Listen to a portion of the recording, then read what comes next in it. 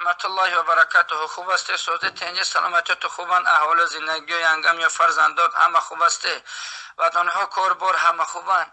خداوند کریم صحبت باشه تنج باشه. تو آقا جان همین سلنسیاره که برای شما اینا صورتاش روی کردیم، یک خواهش دارم یا اعلانه برای تمام مسلمان ها، هر کسی که سایتاش میدونی تو آقا جان همین صورت رو روی که با گپ روی که به هر آدم. برای چی؟ برای که این همین سلنسی ها تو آقا جان ای طرف تایلند اومگیان و همین طرفای روسیه و یا که دیگری جام تقسیم میشوند. در مابین همین سلنسی ها خط سفید خطی که میبینید تو آقا رنگ گل دختگی همین ها نیستگی که یا حی یا قیوم.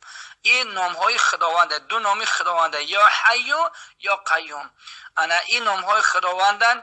این بدبخت های دشمن های اسلام اما بود پرستو انا برای ضد اسلام همه چیزها را می نیسن روی میکنن.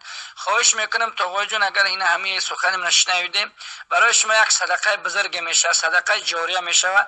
اگر شما همین صورت با دیگری مسلمان ها روی کنی که در جای که در بازارها و در دیگر جا اگر همین ها باشن، حتی اگر در همون اخوتکا و در همون جا اگر توجیکای برادره باشن که همتری سلنسی ها بفروشن یا که مسلمان ها که باشن همیار بفروشن، التماس روی که همین سخن را همین صورت که همین نفروشن همین سلنسی را، برای که مردم میپوشن یک پسدنی نام های خداوند پس بزنه همه آدمای همون برآوردهای همین بگیم سلنسی ها را یا طرف تایلند اومدن تاوی.